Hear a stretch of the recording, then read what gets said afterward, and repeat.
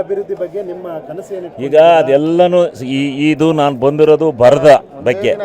ಈಗ ಬರದಾಗಿ ನಾಳೆ ಏನೇನು ಕನಸಿಟ್ಕೊಂಡಿದ್ದೀನಿ ನಂದೇನು ಅನ್ನೋದನ್ನು ಪೂರ್ಣ ನಿಮ್ಮ ಜೊತೆ.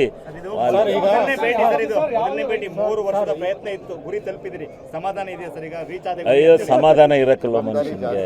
ಜೀವನದಲ್ಲಿ ಗುರಿ ಮುಟ್ಟಬೇಕು ಅನ್ನೋದು ಇರುತ್ತೆ, ಆದರೆ ಈ ಗುರಿ ತಲುಪೇ ಆದರೆ ಜನತೆಯ ವಿಶ್ವಾಸ ಉಳಿಸ್ಕೊಳ್ಳೋದು ಭಾಳ ಮುಖ್ಯ ಇದೆ.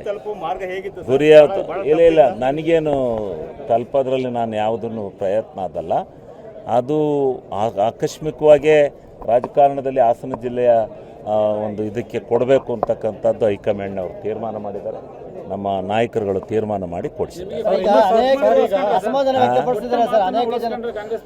ಹೌದು, ನನ್ನನ್ನು ಕಾಂಗ್ರೆಸ್ ಪಕ್ಷಕ್ಕೆ ಕರ್ಕೊಂಡು ಹೋಗ್ಬೇಕಾದ್ರೆ ನನಗೆ ಸಿದ್ದರಾಮಣ್ಣ ಮತ್ತು ನಮ್ಮ DK ಶಿವಕುಮಾರ್ ಅವರು ಮತ್ತು ನಮ್ಮ ಸುರ್ಜೇವಾಲಾ ಅವರು 3 ಜನ ನನಗೆ ಮಾತು ಕೊಟ್ಟು ಕರ್ಕೊಂಡೋಗಿದ್ರು.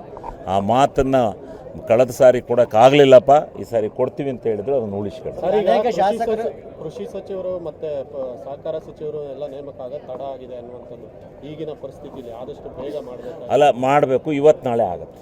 ಸರಿ, ಅನೇಕ ಶಾಸಕರುಗಳು ಅಸಮಾಧಾನ ಹೊರಹಾಕಿದ್ದಾರೆ. ಈಗ ಚಿಕ್ಕಬಳ್ಳಾಪುರ ಬಂದ್ ಕೂಡ ನೋಡಿ, ಯಾವುದೇ ಮಂತ್ರಿಮಂಡಲವನ್ನು ವಿಸ್ತರಣೆ ಮಾಡಿದಾಗ್ಲೂ ಇದು ಸಹಜವಾಗಿ ಇರುತ್ತೆ. 20 ಸ್ಥಾನ ಇರ್ತವೆ. ಇಂದಂಗೆ JH ಪಟೇಲ್ರ ಕಾಲದಲ್ಲಿ 64 ಜನ ಮಂತ್ರಿಗಳು ಮಾಡಿದರು. ಆಗ ಯಾರ್ದಿಲ್ಲ, ಇದ್ದರೆಲ್ಲ ಮಂತ್ರಿಗಳು. ಇನ್ನೊಂದು 25-30 ಜನಕ್ಕೆ ಬೋರ್ಡ್ ಚೇರ್ಮನ್ ಕೊಟ್ಟರು, ಮುಗಿದೋಯ್ತು, ಎಲ್ಲರಿಗೂ ಗೂಟದ ಕಾರ್ ಸಿಕ್ಕವು. ಈಗ 34 ಜನನೇ ಮಾಡಬೇಕು ಅಂತ ಕಾನೂನು. ಅದರಿಂದ ಕಾನೂನನ್ನು ಮೀರಿ ಯಾರು ಮಾಡೋಕ್ಕಾಗುತ್ತೆ?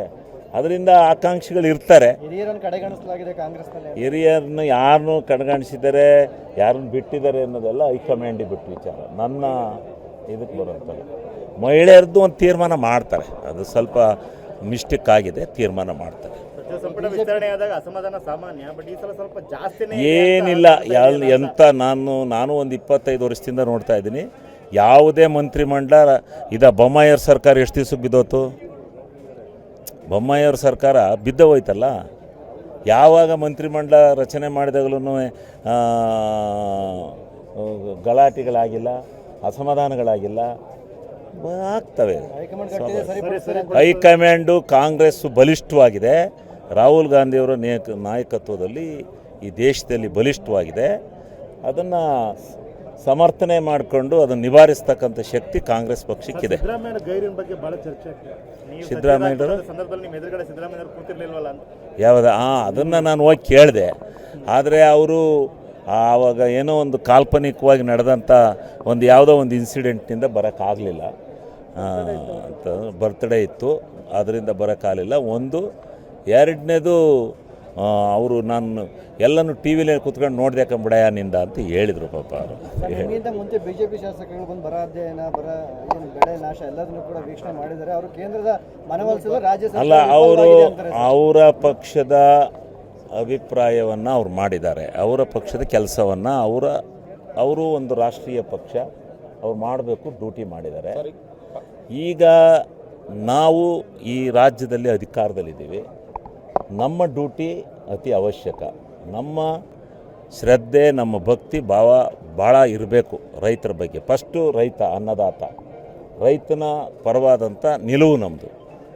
ಆದ್ದರಿಂದ ಅದನ್ನು ನಾವು ಈಗ ಅಧ್ಯಯನಕ್ಕೆ ಹೊಂಟಿದ್ದೀವಿ. ಸ್ವಲ್ಪ ಇದರಿಂದ ತಡ ಆಯಿತು, ಹೊಂಟಿದ್ದೀವಿ. ಇದಕ್ಕೆ ಒಂದು ಒಳ್ಳೆ ಕೆಲಸನ ಮಾಡ್ತಕ್ಕಂಥ ಆಗ್ಬೋದು ಅಂತ ನನ್ನ ನಿರೀಕ್ಷೆ. ಅಲ್ಲ, ಅದೆಲ್ಲನೂ ಮಾಡೋಣ.